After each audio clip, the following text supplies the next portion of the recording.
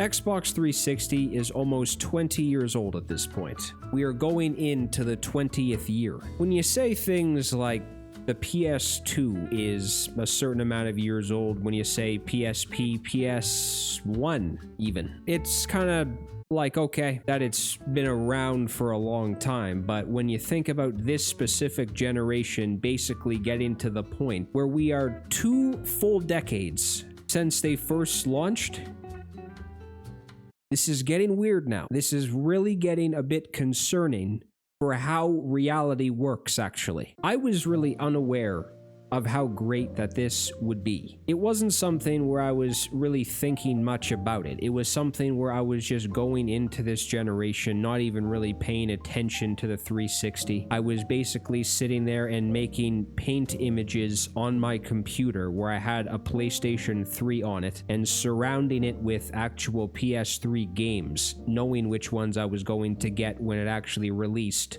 a year later. I'll be honest over here. The Xbox 360 was the only Xbox that I may have been really interested in, as in it was really fun. The original Xbox, I can't even really make an excuse for that. I was just probably stupid and I wasn't old enough to even run to a store to buy it myself. So it's just something where I basically didn't even know of its existence for the most part. And then when we got to Xbox One,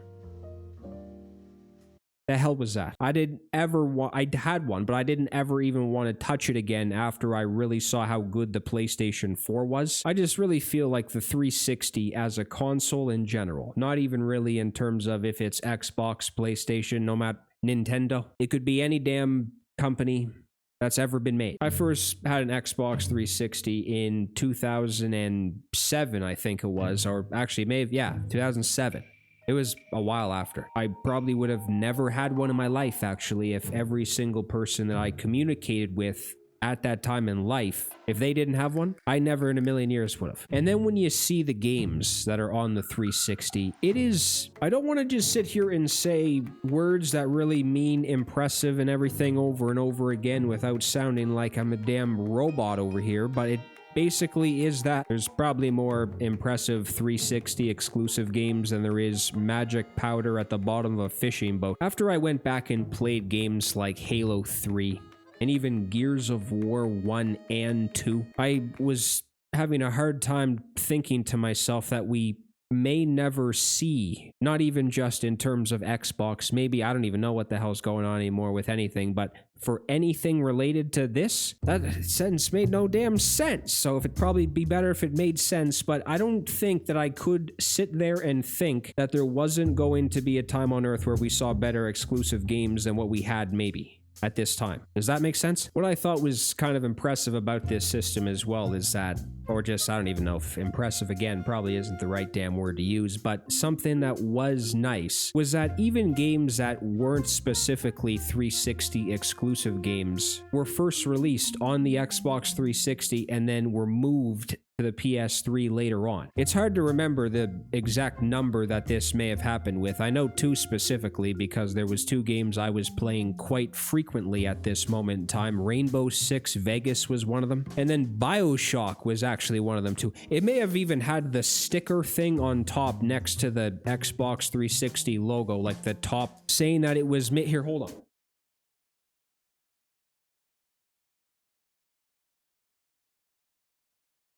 It did. It said at the top, only on Xbox 360 when it first released. And then eventually, I think it was even legitimately a year after it released on 360, it went to PS3. It's probably just a very typical thing to say. And again, just shut the hell up and keep going. Keep talking about things that make sense, please. Because if you don't, this is irrelevant. This is an irrelevant thing taking place right now if things just continue to not make sense. The games can be one thing.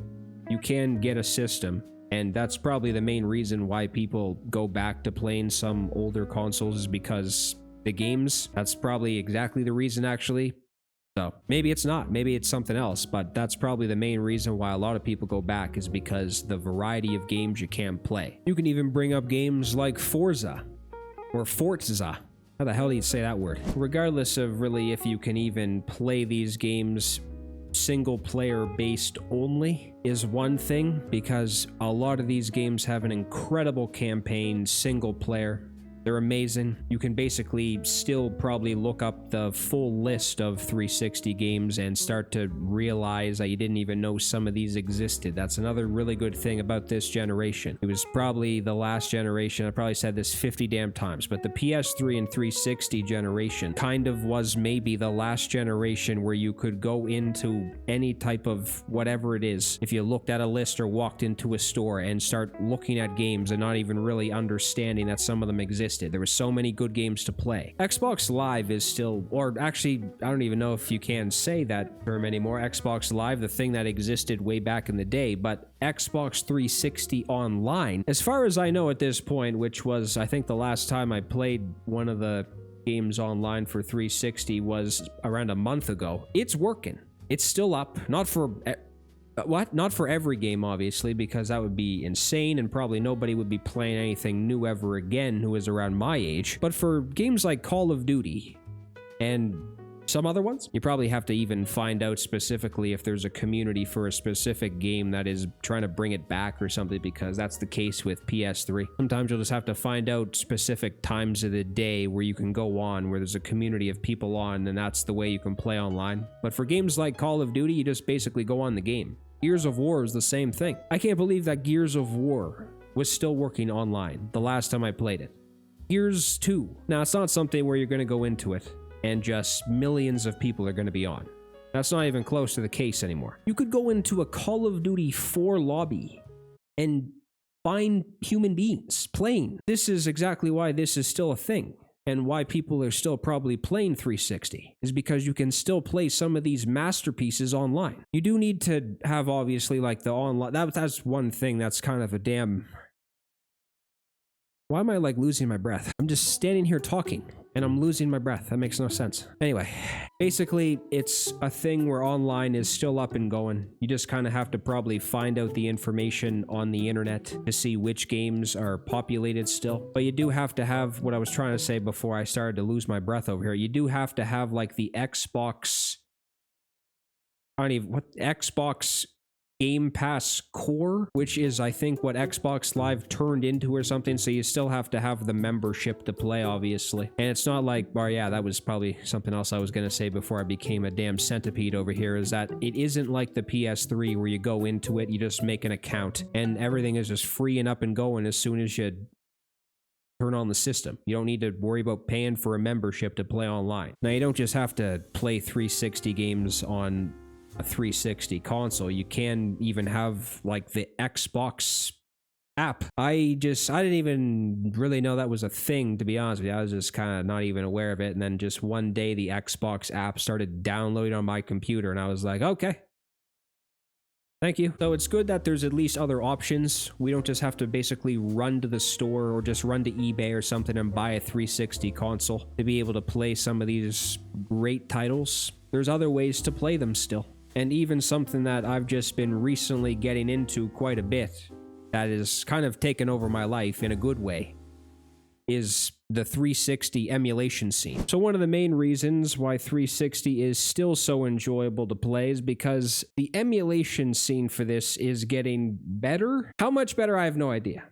I'll be honest. I am just kind of really understanding more about this whole scene as it is. If it's been something that I've just been constantly saying lately, where it's almost like, shut up, you idiot, then I'm just basically getting into all this now. It was something where it's like, oh, emulation. Okay, what is that? And then when you see it, it's like, oh my, that's awesome. That's very cool to see something like that. This chair's making noise, so hopefully it doesn't make any sound to the microphone. This is how this, I think, works. I'm going to try to troubleshoot some games, and I say troubleshoot because that's kind of what this is. 360 emulation is probably not even close to as good as like PS2 or PS1, just from what I've seen. I can't even count. I'm not even joking at this point in time. Like, I've played quite a few Xbox 360 games on this specific emulator, and they have not worked, and I think I've even seen that they do. Maybe it's the setting settings, maybe it's something I'm doing wrong, but this is kind of where this is. It's never guaranteed. Reason why I have no games is because storage can get pretty high on this, and if you have a lot, my PC might turn into a Rice Krispie square. There's actually a decent source, or what? There's decent sources on the internet to find out which games might work well, which ones might not work the best. And again, I have no idea how accurate that is because this is still something that is improving by the day, it seems like. So hopefully this is something that is accurate because I'm looking forward to playing these. Once you add the game, it's just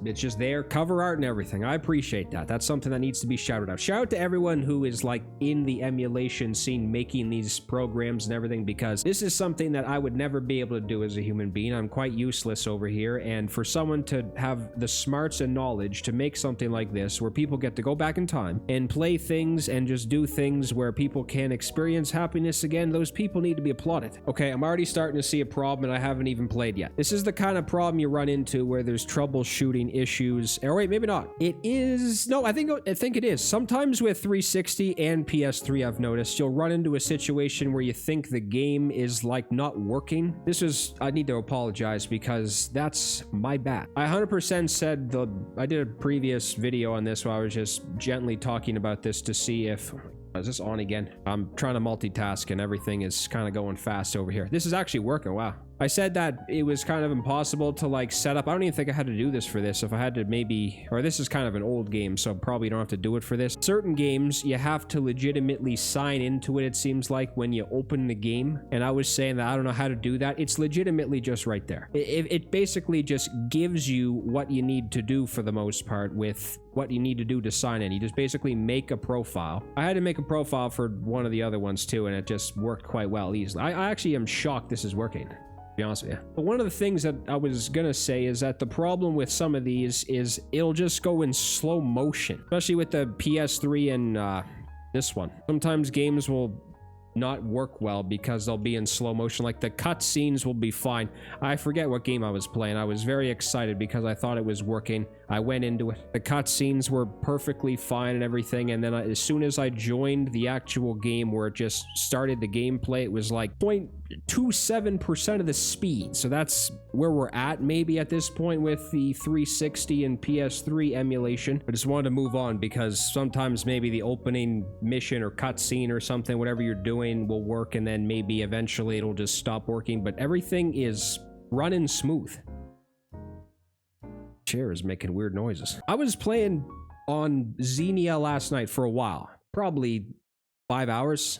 Is that embarrassing? So to go into one of the games that I actually would care that it did work, or at least as good as it can. There might be like slight glitches and everything where just everything is kind of maybe, I don't know. Maybe it's not completely perfect, as in the frame rate might be choppy at times and maybe other things like that, some minor issues. But if the game is working, that's all I really care about. If it runs just completely terrible or something, that's kind of when it's to the point where you don't really know if you want to play it or something, but this is definitely playable. But to cry over here.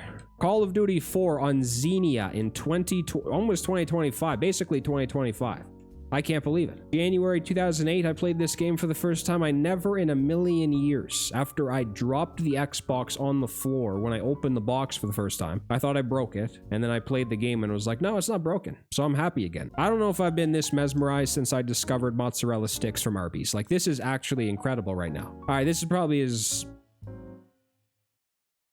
probably time to move on. But basically, this is I don't even remember what this game's called. SBK Super World Championship something, like a motocross or motorbike game or something. I just saw that this game was working and I'm happy about it, so I just want to see if it's working. It's hard to find things in life that'll just make you really feel like it's worth living, and then you just discover that Xenia is something and RPCS3 is working and things, and it's like, okay, no, I don't care about that. Did I say SBK and it's SBX? Oh my Jesus, don't tell me that's what it is. I think it is K.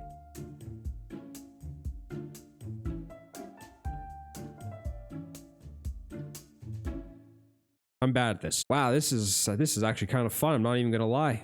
Does anyone else know what this game is? I've never even heard of this game before. I may have died. I am I'm in 22nd out of 22, so that's how you know how good I am at this game. But that's not the point right now. I mean, this is probably not a game where you have to go into it and an hour later it doesn't work or something. If you just go into a quick race and everything seems to be working fine, then I'm not even seeing like frame rate drops or anything for the most part. All right, well, that's good. Okay, here we go. See, this is what I was talking about earlier where it probably didn't make any damn sense. You just basically make a profile really quickly and then just sign into it. I don't know why I was so damn oblivious to this. See, it's good to go back to things and really understand what the hell you're talking about before you maybe do it, and I realize that. All right, so, well, wait a minute. I may have maybe spoke too soon. See, this is maybe the only real large issues you see if a game is actually working well. You might see some like glitches and everything or that sentence made no sense. Choppy at times, maybe not as bad as, like, it's not unplayable or something. Oh my god, you might be able to actually go into this and figure it out on your own, because the good thing about this emulator, this is the troubleshooting.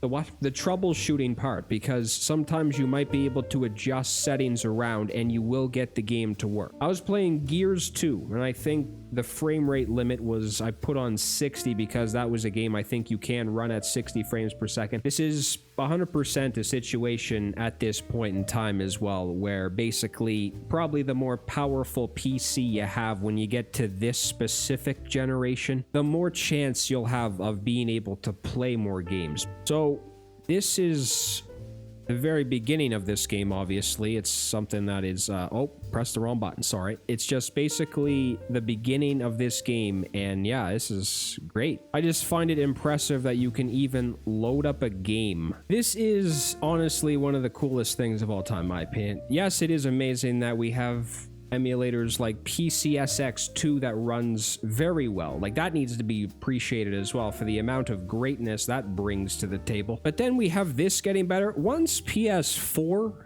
emulation gets to the point where it is really good, it's over. Yeah, I might never leave my room again. I feel like we have the 7th generation that should probably be one of those generations that should never be forgotten. There's so many things you can say positively about all of them, not even just PS3 and Xbox. I always forget to mention the Nintendo Wii. There's just really so many moments in time that you almost forget. Have you ever seen those TikTok videos? To be honest, I'm only on that app now to watch basically videos of people talking about how good soundtracks are in older games. That's it. I saw one where someone was making cinnamon buns or something. You see, that's why that app needs to stay. If I lose out on my cinnamon bun videos, I might lose my mind. There's just always something special about anything in life if you start that again. No matter if you were around for the prime of this generation or if you weren't at all. This is just one of those generations that will always be remembered, and probably the last one that I feel like really should be. The Xbox One and PS4 generation was weird. It almost seemed like at that time too, Xbox and Microsoft was trying to almost get away from gaming. They were starting to advertise for like the Kinect and just things like we're always being watched in our living rooms. Get this off my TV stand. But this generation, the games were so damn amazing.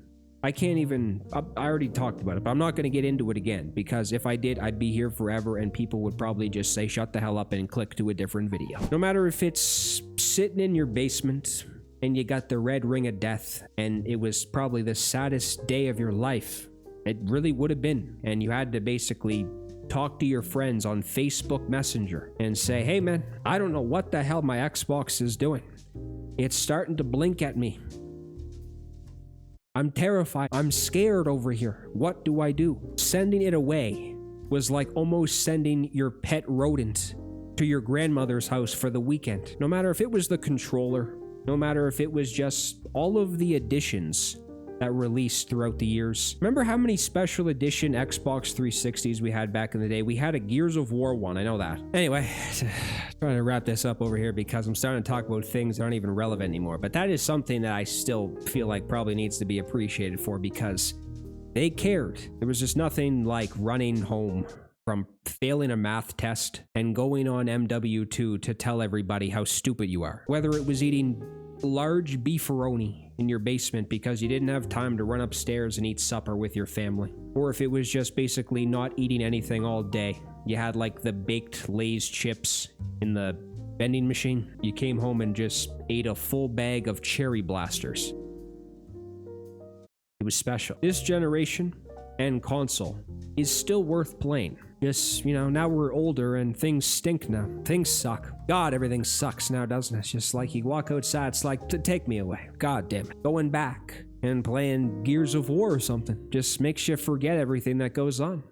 And then you stop playing, it's like, damn, I'm old. Xbox 360 will make you forget that you're aging. Right?